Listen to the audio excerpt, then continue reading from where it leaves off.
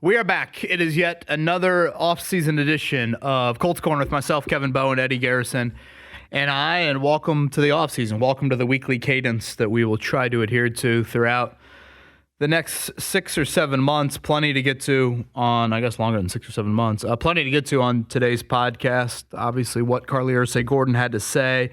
You know, we're coming at you, I guess, a day or two before Chris Ballard will meet. Eddie, I probably will just kind of go early next week with Ballard in the recap there. I think when Carlie speaks, that's probably a little bit more of the pressing matter, and obviously the decision is the decision, and that's what people care or cared about. So we'll get to all that. I do honestly want to start with a little bit of recap of the Texans game, because that's kind of what our pod is all about. I care about the games much more than I care about the drama of the franchise. How are you?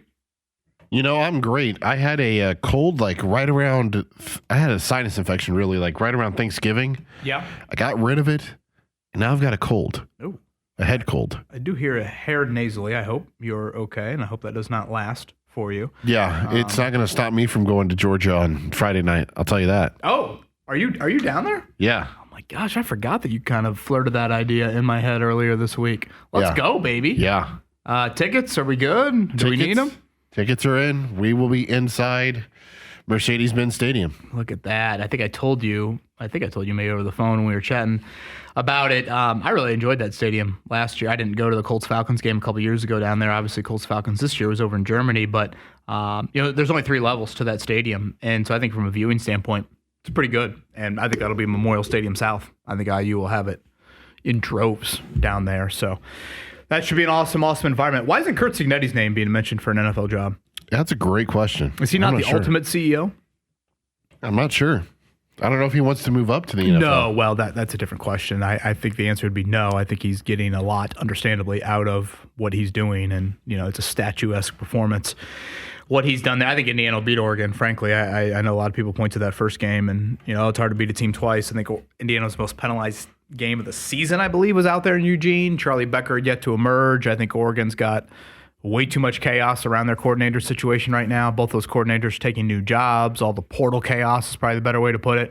Having to juggle multiple things. So I like Indiana coming up on Friday night. Eddie, if you don't mind, can we start a little Texans game? Let's do it. Overall thoughts on Riley Leonard's performance? I was impressed. I was. And to be clear, I was impressed because if you would tell me Riley Leonard had a B+, A- game, whatever grade you want to give, I would have said, oh, I assume he made many, many, many plays with his legs. He definitely made some plays with his legs, but I would say the large chunk of what he was able to do positively was with the right arm from the pocket. And again, that's the area where you're most questioned with him. And I thought he did it. I thought second, third level throws, I thought he did in the first half when Houston starters were still in the game. Sure, in the second half, it quieted down. And, if you look at the game as a whole, he obviously had, some plays from the pocket that he would like to have back from a ball security standpoint. But all in all, I think you had to be very pleased with what he showed. And I'm not going to go Brock Purdy on anybody here. All I'm going to sit here and say is, in September of next year, if you need him, can he keep the ship afloat? That's one question. The other question is, with an off-injured quarterback likely being your QB of the foreseeable future and Daniel Jones, you need the backup to matter, to, again, hold his weight. And could Riley Leonard be that? And I think he has left the door open to that being a possibility. Further development still needed, all those things. But yeah, I thought all in all pretty good from him. Your thoughts on Mr. Leonard? Yeah, I thought he was impressive. I didn't realize he had the arm strength he did until he uncorked that deep ball to Alec Pierce on his first completion of the game. Yeah, I know some people kind of question his arm strength. That, to me, was never really an issue. I mean, you go back to the preseason, the ball did tread well. You go back to, if you want to go back to one of the few kind of consequential throws he had to make and not even consequential, but you had the deep ball Jordan Faison to really seal the IU game back there in the playoff. To me, it's just more of honestly, it's more of the second level stuff. Like delivering consistently from the pocket. You go back, you watch drive 2 and 3 of the national title game, for example. Drive 1, he obviously literally spills his guts out down the field. But drive 2 and 3, a couple 3 and outs by Notre Dame, and it was just some very layup-y type misses from him. And again, those are the things I think he's got to clean up. And I don't think you saw too much of that really in the game itself. Now, other things in the game, it's just unbelievable how big of a 180 the season was for Jonathan Taylor. Just incredible, the inability to get him going. That was the season low. Obviously, when you think about it defensively, just so fitting. I mean, did they even touch Stroud or Mills? I think it was no sacks and 2 hits for the entire game. As soon as the Texans got the ball back, it was like, I wonder how it'll end. I know the ending, but I wonder how it'll end. Oh, it's going to end with a little bit of British Brooks and Xavier Hutchinson and, Cade Stover and, Fairbairn's right leg hasn't fallen off. It's going to, end with a 6 field goal here. Just so freaking fitting and such, honestly, a microcosm, I feel like, of the Colts season. You could make the argument the Ballard era with their defense's inability to make a timely play. And how cool is the fake punt? The Rigoberto Sanchez touch to Mo Alley Cox. That was some great. That was a nice fade. Oh, beautiful. So yeah, I enjoyed that. Should they bring him in goal line packages now? Why not? Any other game takeaways before we mercifully move on to what is? You've got to retain Alec Pierce. Like, you have to do anything and everything in your power to retain him now. Like, the season that he had, I forget the exact number, KB, but 43 catches, 1,002 yards, and 6 touchdowns. That was the stat line for the year. Yeah, I'm fewest receptions to get to 1,000 yards in a season since Deshaun Jackson in 2010. Is that right? I think that is right. Deshaun Jackson, I know, is the guy. Yeah, I'm glad you brought him up. First off, as the game, I know I tweeted it out, but again, there was more contact between me and the opposite sex at an 8th grade dance than there was with Alec Pierce and that official on Sunday. That was utterly pathetic that he was ejected. Kevin Bowen wasn't just like this stud attracting all the women? It was like, okay, if I pick my nose while have my back to the bleachers, will that help my cause? I really have a booger up there. It's first off, that was amazing that he got tossed for that. And yeah, we had this conversation before the start of the year, Eddie, and I think even then I kind of broached to you, like, who do you fear more if you're a defense, Pierce or Pittman? And to me, the thought was Pierce. Who's easier to replace? Let's play that game. Are there more Pierces out in the NFL, or are there more Pittmans out in the NFL? There's more Pittmans. So to me, this is and now watching the season play out, it is an absolute no-brainer. Now, having said that, and we'll get into the offseason debates more and more in the coming weeks, Eddie, if you were to let Michael Pittman go, wide receiver skyrockets on your need list, though, for this offseason. I mean, you would have Pearson Downs as your wideouts for next year? Doolin. Doolin, yeah, but again, I still think you want another, this is where the A.D. Mitchell trade kind of comes into play here. And so, again, that's just something to certainly keep in mind. It wouldn't skyrocket to the top of the list, but it would definitely be on the list. But yes, Alec Pierce is, and honestly, Eddie, I think he's worth the franchise tag. Yep. It's $28 million, and I know we get into, hey, does he want to be back here? Does he not? Well, just slap the franchise tag on him. That's what it's there for. I don't see hold in, hold out happening here. I think there are some nice things that, he certainly likes about the Indy area, Midwest kid, all that, Daniel Jones, et cetera. But yeah, all right. I'm glad you mentioned that. And now should we move on to the matter at hand? Yeah, we can. I was going to make one other mention. Just Pittman is due $29 million. That's the most out of any player that is currently under contract for the Colts next year, and he hasn't played anywhere close to $29 million. And if they were to release him, I believe there's only $5 million in dead cap left behind. So you could see why they would entertain it, but there would have to be some sort of restructuring, if I had to guess, in place. Or maybe it's a situation, Kev, where they release him and then bring him back on a cheaper deal. I'm not sure what it would look like for Pittman in the future here with the Indianapolis Colts. But yeah, let's get back into it. The Colts decide they want to run it back. Carlie Irsay-Gordon spoke yesterday to Kevin and other members of the media. We'll talk about that in a minute. But just the overall sense that I got from listening to you and several of your colleagues, KB, is in the last couple of weeks is that this was ultimately going to be the decision, much to the chagrin of many fans that want change, and rightfully so. There should be some sort of change when you fail to make the playoffs and you start 8-2. You have an utter collapse like they did, in another year where you're unable to finish out the season and kind of finish out some of the games late in the year. But your overall thoughts on running it back with Chris Ballard and Shane Steichen? Yeah, I'm sure my Carlie Irsay-Gordon press conference reaction will sprinkle in here, but if we don't get to that, Eddie, maybe in the next few minutes, let's definitely, commit some time to that before we get to Twitter questions. But I guess just my overall thoughts to whatever, the 2-sentence document, if you will, of, hey, they're coming back and Carlie Irsay-Gordon will talk to the media on Monday. There is part of me that would love to hear the audio of our Monday, Tuesday, January 5th podcast last year. I'm probably reiterating what I said then. New Year's resolution for everybody out there should be find you a boss that has a leash that Chris Ballard has with the Irsay family. And I'm talking one of those leashes at the mall, by the way. Would you think you were on a leash like that as a child? I don't recall being on one. After parenting Max Bowen for 3 years, I used to be skeptical of those leashes. Oh boy, I'll tell you what, I might be joining that. Might be looking into that a little bit more. Is he a miniature version of you? Well, I guess I don't remember years 1, 2, and 3 for me on this earth, but yeah, maybe. I don't know if the great Colleen Bowen was providing any comparisons. Yeah, we should get Colleen Bowen on line 1 here. But yeah, it's just, people ask me, Eddie, wow, were you surprised? I'm like, no, I wasn't. Should I be surprised? Yes, I should, given the resume. 11, 8, 5. 11 years, no division title. 8 years, no playoff win. 5 years, no playoff appearance. That should be surprising, but I'm not. Because what I've gotten used to with this organization is an organization that, should be about creating a legacy of winning and all of that. It's accepted mediocrity. And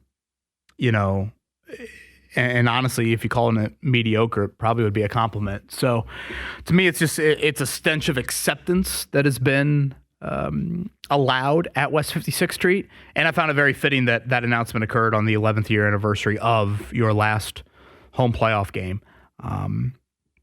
So, there's so much of this, like, I don't necessarily feel the need to go over Eddie, but, again, every AFC South team has won it, twice in the Chris Ballard era. I think if you look at the general managers, I believe you've had 3 different GMs win it in Jacksonville since Ballard's arrival. You've had 2 different GMs win it in Houston, and you've had a GM win it in Tennessee. That, to me, is pretty damning as well.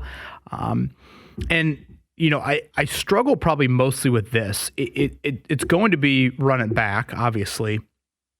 But I struggle mostly with, in 2023, Eddie, you literally were, 20 yards away from winning the division? This season, you missed winning the AFC South by 5 games. You know how big of a margin that is in the NFL? 5 games. That's like 20 games in Major League Baseball or the NFL or the MLB. You missed a wild card by 3 games. And that was with the Chargers throwing in the towel the last week of the season.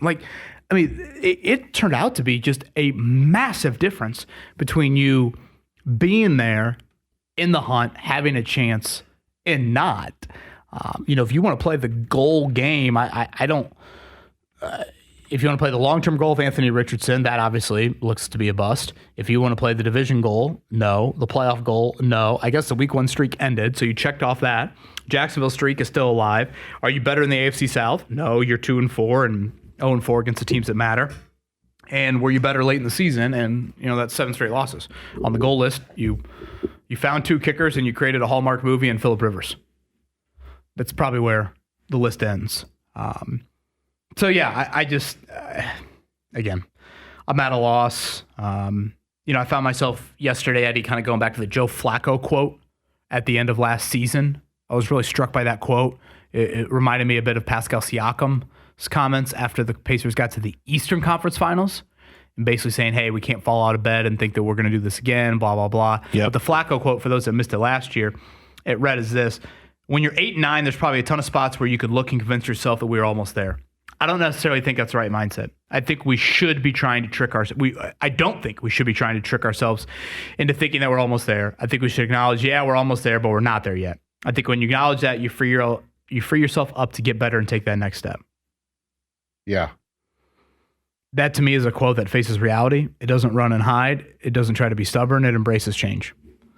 And I think the Colts are doing the exact opposite of that. So, we'll see where all this goes from there. Obviously we got our answer to this. Is this an 9-year evaluation or 8-year evaluation or a 1-year evaluation? And, I don't want to absolve Shane Steichen either. I mean, I know I bring up the 2-10 against Jacksonville and Houston, but Eddie, it's 7-22 against teams above 500. And that's a jarring record when you look at it. And so him wearing more of that head coaching hat, I think, is something that has got to be there. So, yeah, those are just kind of my general thoughts. I guess we can get into kind of Carlie's response from yesterday, but anything you had kind of overall before we get into that?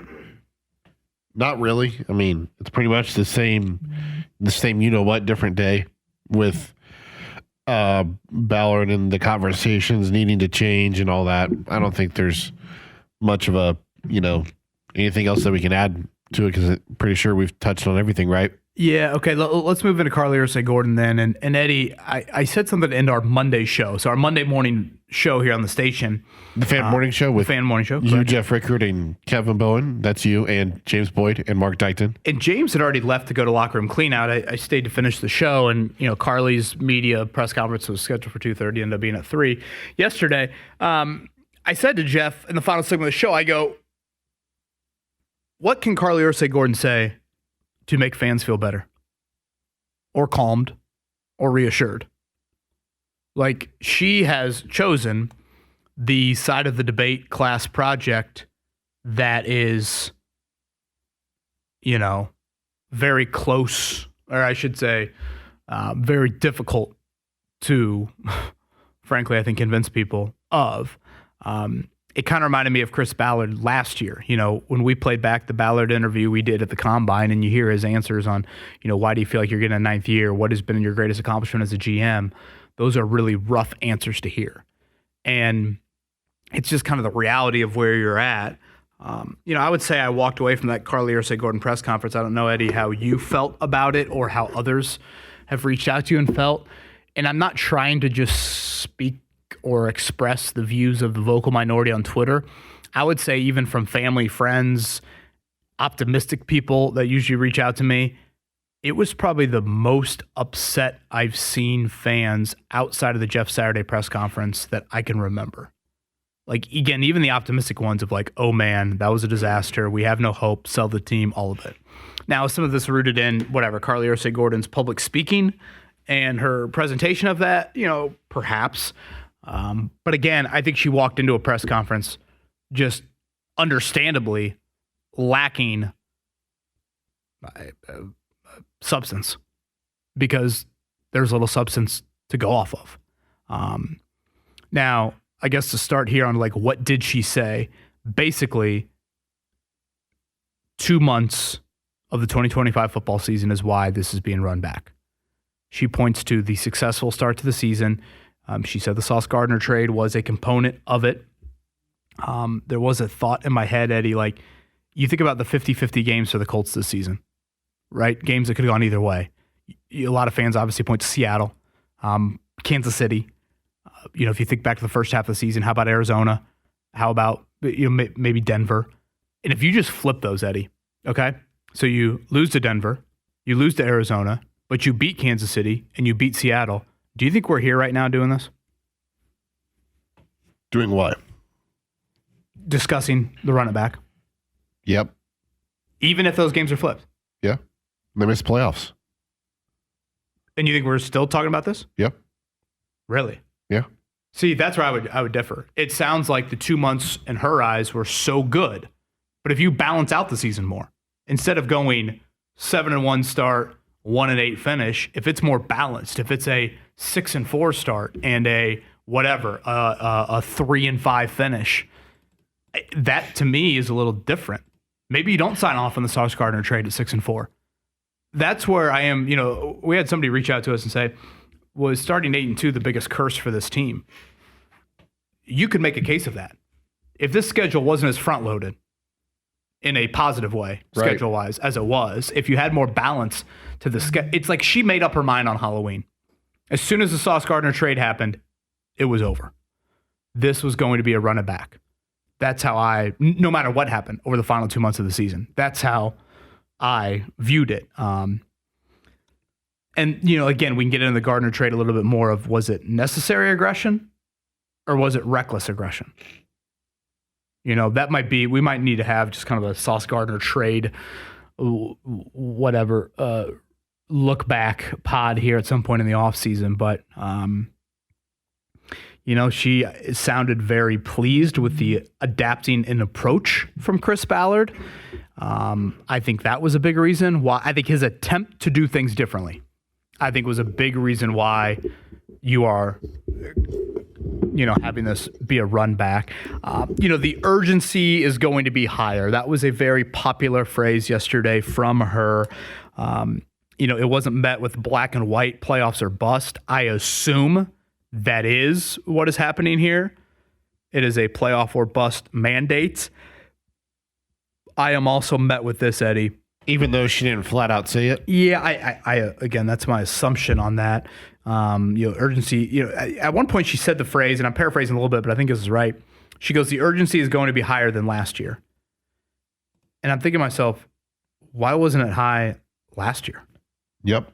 Go back to the numbers I said earlier in the podcast, 11-8-5. Those numbers were 10-7-4 last year. 10 years without a division title, 7 years without a playoff win, 4 years without a playoff appearance. Why wasn't it high after year 6 or 7 or 8? Why did it have to get to year 9 for it to be high? That is one where I really struggle with. And also, too, when we sat here, Eddie, last year, first week of January, I think it was pretty obvious that two things were about to happen for the Colts. Gus Bradley was about to get fired, and the change in defensive philosophy was going to happen, and Chris Ballard was going to finally change his ways in free agency. As we sit here, first week of January 2026, I don't see those crystal clear changes. What would you put as 1 and 2 on the list? Because I don't see it that obviously for the franchise right now. I think it is purely plan versus stressing of urgency. Yep. Plan versus stressing of urgency. To me, the plan is we're going to run it back and hope for good health. And I don't know, maybe there's more to it. Maybe that he's going to cut some veterans and whatever. He's going to add some defensive linemen and free agency and retool the front seven. But I don't think Louis Anarumo is getting fired. I don't think Jim Bob Cooter's getting fired. No. I don't think you're having an immense amount of roster turnover per se. Well, Charlie Partridge is going back to the college ranks, so there's one. But again, I think it's unfair to blame him for the defensive line issues. Right. He's been here for 2 years. So I think it's, hey, we're going to stress urgency, and that means we need to win and finish games better. This was Carlie Irsay-Gordon yesterday when she was asked, when you hear 11 years, no division titles, 8 years, no playoff wins, and 5 years without a playoff appearance, what goes through your mind? This is Carlie's response. Well, like I said, I'm pissed about that. But also, I think that's where the sense of urgency has to go up, because I think, especially this year, we solved a lot of the issues on our roster. And I think that's what I think is really encouraging about next season, is that we are in a position we need to learn how to face adversity better, but we're in a great position to succeed. And when I hear that quote and I look at their opponents, Kevin, for next year, it's like, well, you better figure out how to finish, because some of these teams that you've got, especially at the home part of your schedule next year, are playoff teams, and you're going to have to be able to finish those games against those teams. Well, and again, this is what happens, Eddie, on the run it back. And there's a couple other Carlie items I want to get to here before we move to Twitter questions. But in regards to the run it back thought, you are running it back with the thought that Daniel Jones, DeForest Buckner, and/or Travarius Ward are big parts in that. And right now, Eddie, on January 6th, I sit here and there are some very difficult questions in regards to those three players in my mind. For Jones, he plays the most important position in sports.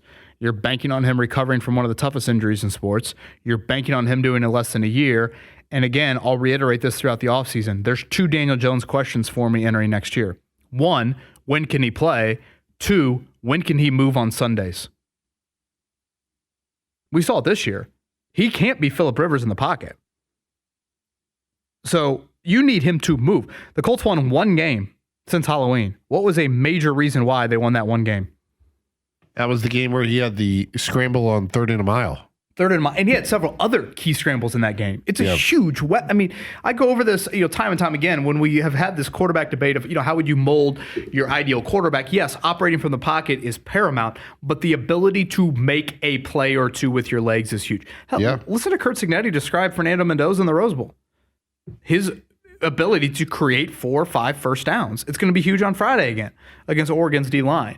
So, that is something that I think is a question with Jones. Okay, is he playing on October 1st? That's great. Is he playing September 1st? That's great. But when can he move? Yeah. Because if it's not until November 1st, okay, what does that mean for Tyler Warren? What does it mean for Jonathan Taylor? What does it mean for this offense? Again, having a little bit more dynamic nature to it. Obviously, when you move on from Jones, Eddie, you go to DeForest Buckner next. We're talking neck surgery for a 31-year-old. Buckner's words just sounded a little different to me this season. They did. I don't think it's retirement sounding, but they just sounded a little different. And does that affect him at all coming up next season? And then lastly, just the beyond unfortunate situation with Travaris Ward. And for those that missed the locker room clean-out comments from him on Monday, it did not sound like a guy that's going to play football next year. And neither did his Instagram post. Right. I mean, when you hear him say, my dad wants me to retire, I've made a lot of money. I've achieved everything I want to in the NFL, Super Bowl, All-Pro. It's a hell of a story. Dude's made nearly $70 million as an undrafted free agent. Yeah. He's 29 years old. Why does he need to keep playing? He doesn't need to. Yeah. And the comment that maybe stood out to me the most was him mentioning how a few weeks back, he ran into something and that led to another headache. I mean, I guess some people just, whatever, it affects them more. And I mean, I think at this point it'd be crazy to expect him to be back there. And he also said yesterday, more or less, as soon as I have another concussion, I will be done. Well, if that's your thought process, unfortunately, given how the game of the NFL works, you can't just bank on him being back out there. So again, those are 3 key ingredients to the run it back. Key ingredients to the run it back. This is not, Jonathan Taylor's sprained ankle. So that to me, I think is something that I do struggle with in seeing this eternal optimistic view, not even looking at the schedule for next season, not even kind of playing that general game. The AFC South, is it more competitive now with Jacksonville and Houston both up there? I guess the other kind of Carlie items before we get to Twitter questions, Eddie, it does sound like she is a fan of a little bit more in free agency. Yes. Green light in the Sauce Gardner trade. And I think that's an important element to remember, not only for the Ballard era, but if the Colts ever move on from Chris Ballard, potentially in the next century, that is an important thing to remember about the next regime of okay, that aspect of it she wants. This is not just a, hey, we're going to be frugal when it comes to, March. One answer I thought that was a little weird was I asked her, are they tied at the hip? And I believe her quote was, what do you mean? Well, yeah, that. And then once I clarified, she goes, you'll find out on this day next year? Yeah, that's what she said. And I was like, I literally thought someone in the back of the room was going to play the music da-da-da-da. Doesn't that sound kind of eerie? Yeah. Yeah. I was like, oh boy, I'm I got chills down my spine here. And I feel also, we haven't discussed that yet. Extension with Ballard. Is that that's something we're going to do? I assume Chris Ballard will operate this year in a contract year. I would, I guess, yeah. So I think that's everything, man. From what'd you think of her responses about when asked about assessing quarterback and the future of Richardson? What'd you think about those answers? There's part of you that says, well, she's not meddling in a public setting, but I also think she could. She gave much more of a candid answer on Anthony Richardson back before the start of the season. Remember that? I mean, I thought that was a very interesting answer on Richardson, and now 6 months later, I guess she's not answering those sorts of questions. So, I I get what she's saying, but again, it's quarterback in professional football. I think the owner does have a lot of say in it, whether she wants to admit it. But man, the bingo card, it was about finishing, it was about sense of urgency, and it was about being pissed. Those were the talking points. Yep. She came back to that quite often. Let's get into Twitter questions, Kevin, starting with Jake. There are some very expensive guys on this team that are not producing to their price tags. Mike Pittman Jr. has been a non-factor for much of the year and will only eclipse 1,000 yards once in the last 3 seasons. Alec Pierce has grown and can do more of what Pitt provides us, while Pitt can't do what AP does. Other players that I think need to be discussed are Zaire Franklin and Kenny Moore. Do you agree with this list, and would you add any other players to it? Yeah, Jake, I would agree with that list. Those are the 3 names I think I even mentioned maybe last week on the pod. I don't know, Eddie, would you add, Grover Stewart? I don't, you could, I guess you could, I don't know, Braden Smith's a free agent. Jonathan Taylor, I think those are probably the 3. I agree. I don't think. Now, let's play this out. I talked about Pittman earlier. If you move on, you still need a wideout. If you move on from Zaire Franklin, you need a linebacker. What's your depth at linebacker? Right. We talked about playing young guys in Week 18. You see how many snaps Jalen Carlie's got on defense? Nope. As many as you and me? Many as you and me. Combined? And if Lou Anarumo's back, that's the same one that's calling the shots as this year. So I just...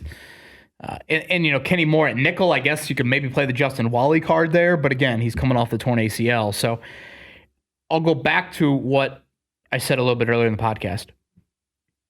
What changes are there for Chris Ballard in 2026? That's where I'm probably the biggest thing I'm torn on from last year at this time. Last year, defensive coordinator had to change. Defensive system had to change. Spending in free agency had to change. They both did. What will change or can change? Because resource-wise, they're just a little hamstrung. The first-round pick is gone, and you have money in cap space, but where's that money going to? Jones and Pierce. Yeah. So that's where You've only got about $45 million right now. So I ask this, Eddie, will they start to cut some of the names Jake mentions? And in the Ballard era, correct me if I'm wrong, I guess Matt Ryan and Carson Wentz? Yeah. But outside of quarterback, who have they said bye to with substantial money left on deals? Not many. Now, teams do this. That's not a foreign concept in the NFL by any means. No. Plenty of teams do it. But this operation has not. So is that, and again, maybe it's a Ballard question for whenever he chats, but that's a question that I do have. Now, if Javarius Ward retires, how does that work contractually? Do you know? Yeah, I believe you would not owe anything else. I believe that is correct. I'd have to take a closer look at, and again, retirements can get a little weird. And certainly with this franchise, we've seen that in terms of money being sent to said player. Yep. There's part of me that you would like for Mooney to kind of read the room too and realize, hey, I've had a nice career, whatever. I'm not going to hold your feet to the fire, but, this is also out of his control. I mean, there was part of you, the Colts, you're like, damn, he ran into Joe Ogletree and his career changed. Yeah. I did the math yesterday for Jake Query Show and put it in our prep sheet that we have. That if you got rid of the players Jake really follows that prep sheet well. What'd you say? I'm sure Jake really follows that prep sheet well. Oh, yeah, trust me, he does. If you get rid of the guys that Jake mentioned, so you're talking about Pittman, you're talking about Kenny Moore, Zaire Franklin, you trade Anthony Richardson, you've got, I think it was over $100 million in cap space. Like, that's how much in Javarius Ward retires.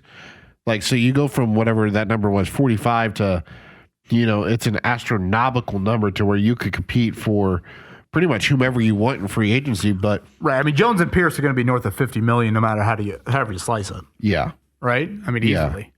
There's $113.6 million. That's the number that I came to. I mean, that would open up a ton, but obviously you are now adding to the list. Yeah. There is part of me that just says you really have to if you look at the one position group that has the most unknown for next season, Eddie, it's probably defensive line. Just based off of pure free agents. Kwity Paye, Samson Ebukam, Tyquan Lewis, Neville Gallimore. Now, again, we'll get in. I'm not getting in free agency today. I don't have the energy to do it. But probably as early as next week, we can and will. But that's the group that I think needs to look a lot different. And probably throw in the front seven. Luke chimes in. I keep seeing that next year will finally be the quote make or break year for Chris Ballard, given the expiring contract. At this point, what does Carlie Irsay-Gordon even consider a successful 2026 season for this team? They've been so reliant on excuses and abstract criteria for years now. It's hard to know what the actual standard is. Does a 10-7 record sneaking in as a 7th seed and losing in the wild card round earn Ballard an extension? I'm inclined to say it would. I'm also glad that Luke brings this up because, like, you hear all the players talk about, Shane Steichen, the coaches, they hold us to a high standard. We have such a high standard that we're held to here with the, with ownership as well. And man, I'm like, what the hell is the standard? It's a great point. Yeah. I mean, again, they have accepted mediocrity. It's a legacy of mediocrity. It's not a legacy of winning, and calling it mediocre is a compliment. Luke, I think it's a great question. Great question. I guess it's playoffs. But again, Eddie, let's go back to the conversation we had. Like, is it making it? Is it winning a game? Is it winning the division? That's where I struggle. And Luke brings up a good point. Earn Ballard an extension. I guess I'm playing this out in my head. Steichen's got, 3 more years left? I don't know. Would you then give Ballard like a 2-year extension just to pair him up contractually with Steichen? I don't... I think you can kind of hear my voice. I don't know. I don't have a great answer there. Again, why wasn't the urgency higher in year 5, 6, 7, 8? Who do you appreciate? Really? That's where we're at now? That's where we're at. But, let's play this out a little bit, okay? Let's say Daniel Jones, for whatever reason, is not ready to start the season. You need Riley Leonard for... 2 games. Let's say 3. Okay. First 3 games. Riley Leonard goes 1-2. Okay. 1-2. Not bad for Riley, right? 14 games to go. Okay. Let's say it takes Daniel Jones. Let's say of those 14, let's say it takes him 6 to get going. Okay.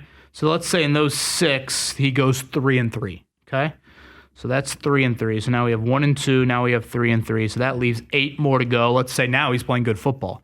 Let's say he then ends the season going, I don't know. Let's say he goes 4. What would that be? 5-3 maybe to end the year, something like that. Sure. All right. If I'm adding all this up, that's 1-2, 3-3, 5-3. That's 9-8. Would it be that far-fetched to say Riley Leonard goes 1-2? Would it be that far-fetched to say Daniel Jones in his early reacclimation goes 3-3? Would it be that crazy to say Daniel Jones then finishes the year 5-3? I don't think any of that sounds outrageous. That's 9-8. Yeah. And another question I have too is this, Eddie. What if you reverse the season? So take this year. This year you're running it back because of the first 2 months of the year. Where you lose whatever, what was it, 7 straight? Right. Like what if it start the year and then you finish 8-2? Maybe I'm not saying winning 7 straight because, I do think that carries a lot of weight. Maybe not to that degree, but what if Daniel Jones, I mentioned 5-3 here over the last 8. What if he starts to look better, but you go 9-8 and miss the playoffs? Is there any part of them that sits there and say, guys, arrow's pointing up. Did you see how Daniel Jones looked in December? Didn't we always say it'd be 2 years for an Achilles? For those that can't see the grin on Eddie Garrison's face right now, it's there. You laugh, but the only reason you're laughing is because you can't produce tears right now because you have a cold. Yeah. I could, but... I just said, folks, it's the Indianapolis Colts in the year 2026 we're talking about. Mediocrity's right around the corner. Just when you think it's the one person in the office you don't want to see right around the corner, it's mediocrity. Yeah, here are the opponents for next year. These obviously you have the 3 divisional home and away. The away opponents at Cleveland, Kansas City, Philly, Pittsburgh, Washington, Minnesota. Not easy places to play by any stretch of the imagination. Now the teams that you have at home, obviously you've got Jacksonville, Houston, Tennessee. We've got Cincinnati, Dallas, Miami, New York, and Baltimore. That schedule next year is going to look a lot different compared to this year. So you got AFC North, NFC East. Yes. At Kansas City in a crossover. Miami's the other crossover. Yes. Huh. Interesting. Boy, I'd much rather go to Miami than go to Kansas City. Yeah. I agree with you there. Garrett would like to know, is it just me, or do you think others would be interested in the Colts committing to Anthony Richardson for the 2026 season and keeping Shane Steichen? I feel as if giving him one more season where he starts healthy is the only way they could salvage the current setup of the roster, since it's still relatively cheap, and Shane was hired to be the quarterback guru. If AR isn't it, then you can do whatever you want to do. You can reset the quarterback position in 2027 by moving pieces and hopefully acquiring new draft capital. Also, would you rather see AR than any other Band-Aid next year, i.e. Malik Willis? Yeah, Garrett, I understand the Anthony Richardson question. Certainly do. Eddie, I think at this point, he's on a different team in September. I think that's the simplest way I can put it. The best thing for Richardson in a Colts uniform would have been change. I mean that. I know that sounds weird to say. The people that drafted him would be gone, but I think the people that drafted him are largely done. And I think if you somehow got a new regime in here without 2 first-round picks, they might just say, let's just try the dude. Yeah. And if it's a disaster, so be it. And whatever, we'll find something else. What do you think has gone into their decision to be done with him? I think certainly lack of trust in player, lack of availability in player, lack of development with player. And when I say this is not all on Anthony Richardson. Obviously, there's a plan and a growth period that the Colts believed in 2023 in April, and that did not happen. And then also Daniel Jones' arrival. Let's not lose sight of that. I mean, I think that's a big part of it. But yeah, I mean, I think we had this debate maybe on last week's podcast, Eddie. I think what's kind of wild about the Chris Ballard year 10 thing is this. Boy, I can't believe it's 10. I think it's the first time I've said that out loud. Gosh, 10 is such a big number. It's a full decade. For those that don't know how long a decade is. You have the counting resume. That's how James Boyd has framed it. 0-1-2, right? 0 division titles, 1 playoff win, 2 playoff appearances. Yep. Okay, that's one. I'll call it 3 layers to the Ballard resume, okay? I think that's fireable, in my opinion, okay? That's 1. Layer 2 would be the Anthony Richardson draft pick. You get a top 5 pick, and it turns into, what do you think Colts could trade for Anthony Richardson today? 4th rounder? Okay, let's call it that. No one spends the 4th overall pick on an individual to then 3 years later go 8-7 with that guy at quarterback, and that become a 4th round pick. That obviously is a bust in his Colts uniform days. Okay, I would consider that to be fireable. And then lastly, you point to the defensive line. And again, this is the Ballard biggest MO, biggest belief, biggest resources, investment, draft picks, money, et cetera, et cetera. We've changed coordinators, we've changed position coaches, and we still can't hit on them. So to me, you've got 3 different layers that would fall in the fireball. But yeah, I mean, as far as Richardson, no, I don't. I think your quarterback depth chart next year, I saw they brought Seth Hennigan back. So right now, I guess technically, what do you have? You have Jones, Leonard, Richardson, and Hennigan. Is that right? Sure. So you have those 4.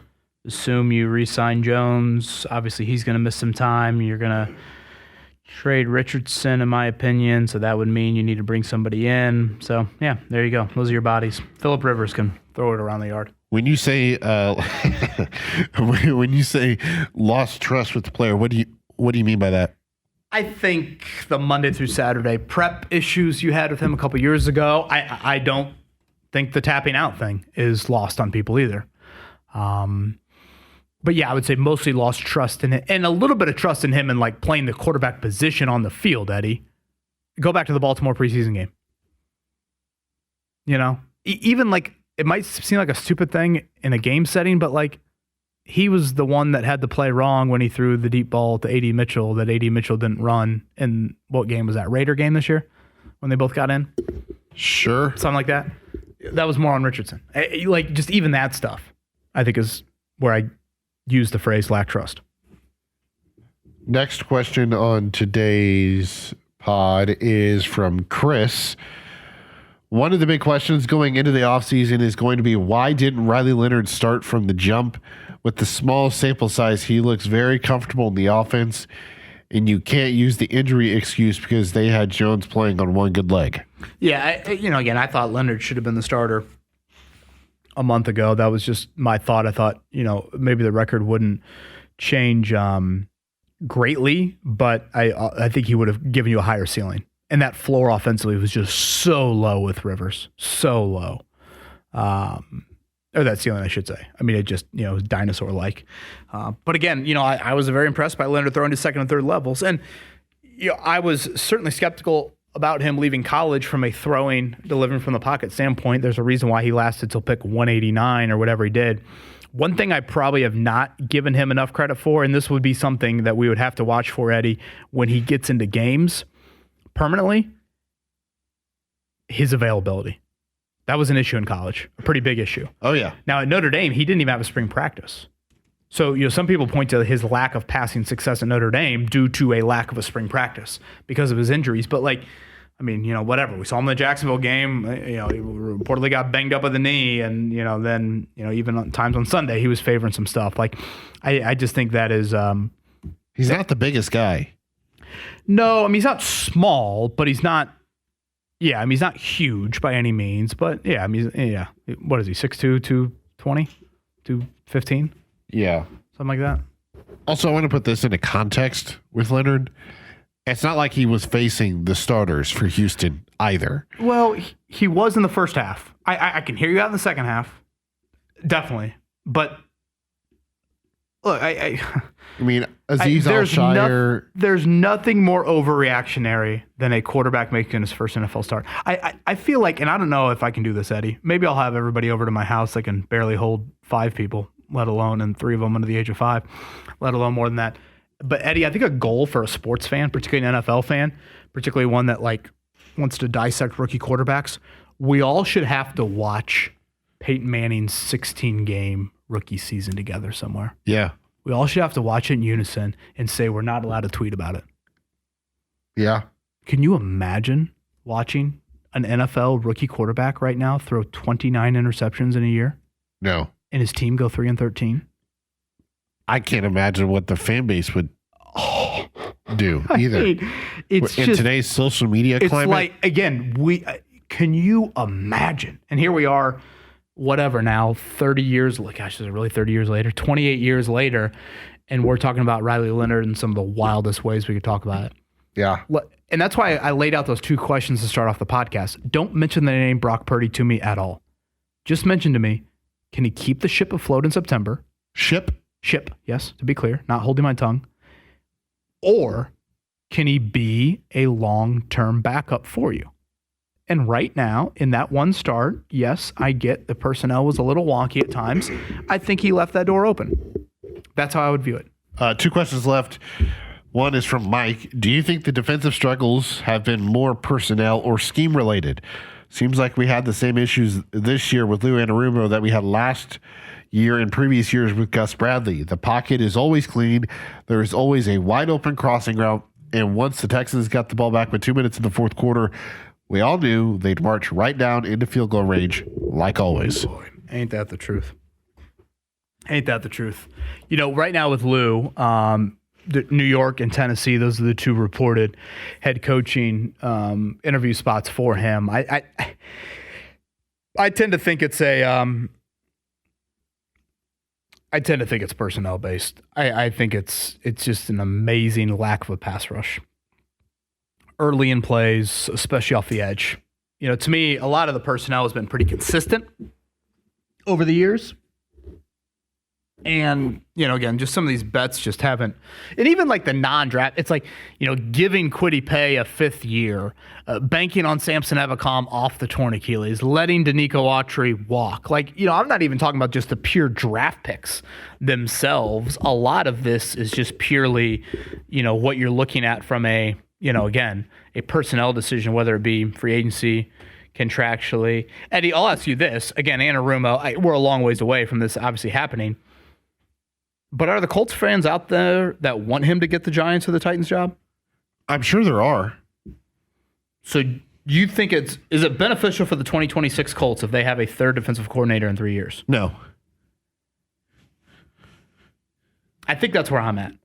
Yes, I don't think the defense was very good this season, particularly timely, but I would argue a lot of that is rooted in personnel, more in scheme. Yeah. Just don't have the ponies. Yeah, amen to that, man, right? You need some horses. Mutters, right? I don't. By the way, one thing on Friday night, I don't think Dante Moore is a good mutter. I think if you mess up that pocket for him, I think he's C.J. Stroud a little. I think when Stroud has got, and I'm not giving Stroud enough credit, to be fair, but I think if IU can muddy it up, then you make Dante Moore look a little pedestrian. Didn't they sack him 6 times in that first game? Yes. Remember, had he like not been sacked all year, and they sacked him on the first play of the game, I think it was? Something like that. I mean, he had issues catching snaps the other day against Texas. I get Texas Tech's D-line's good, but still. The final question on today's podcast is from Blake. Hey, KB, Merry Christmas to you and your family and Happy New Year. Outside of her new official role prior to this year, how long has Carlie Irsay-Gordon been calling the shots? Blake, Merry Christmas to you. Certainly Happy New Year to everybody out there as well. Yeah, it's a great question. I mean, how do you define the shots? I guess that's probably where I'd start. I would say she has been heavily involved in the organization for a solid decade plus. But, again, I think the ultimate decisions on whatever, head coach, quarterback, Jeff Saturday becoming the interim coach, I still think her father signed off on that. And, right now, I think you saw it at yesterday's press conference, Eddie. If you look at the 3 daughters, and I've always kind of viewed it in this light, I view it as Carlie Irsay's 1, Kaylin Irsay's 2, and there's probably a little bit of a drop to get to Casey. Casey wasn't there yesterday. Kaylin's sitting on the side watching, and Carlie's the one front and center, answering the questions. I think that's kind of how the hierarchy is, but I get this question a lot from people, a lot. And I asked Carlie a semblance of it yesterday. That question was, was there any financial impact in this decision from paying multiple GMs and head coaches? Because, Eddie, if you are to fire Shane Steichen with 3 years left in his contract, if you are to fire Chris Ballard with 1 year left in his contract, and then hire new people, coordinators, assistant GMs, all of that, you're looking at about a $30 to $40 million decision. And I get it. I can hear people screaming right now. They own an NFL football team. Who cares? But I think if you were to rank the 1 to 32 owners or ownership groups in the NFL, I don't think the Colts would rank on the top end of that. And now you have all these questions about inheritance tax and, this and that, and they're selling all these things and the spending in free agency. And again, I'm not totally comfortable, frankly, speaking on all this. Hell, I don't have a ton of conviction on my own finances, let alone someone else's. But I feel like, I don't know. There's just a lot here. And I'm curious. We've seen what, Eddie, I think it's like 4 or 5 teams have dabbled in the private equity thing. You're allowed, I think, 10% in the NFL. The NFL has allowed that. Private equity up to 10% of teams. Would the Colts ever dabble in that? Yeah. So these are all just questions that do race across my mind. And I am curious about it. And by no means do I think they are selling the team or whatever. They're going to become the London Colts tomorrow. No, none of that. But it's just a curiosity that I have. This is not the Waltons or, what are your other mega businesses that are owning, the side gig is some massive, massive amount of money here. That's not that. I mean, it's about the closest thing you're going to get to a family business as you're going to have here. So I don't know. I'm not very educated on it to raise my hand in the air, but it is just a thought that I have. Yeah. And honestly, part of it, Eddie, is a little rooted in this. I don't think you can really mean what you're saying about Chris Ballard with a 10-year resume. Right. So is there more to the story? Like, is there or is there not? Or is this, no. Like, I literally think there is enough on the 9-year resume now going into year 10. He was clearly just evaluated for this one season and not any of the previous. Right. Or the total body of work. Right. He's Eddie Garrison. I'm Kevin Bowen. We'll stick to weekly pods here in the offseason.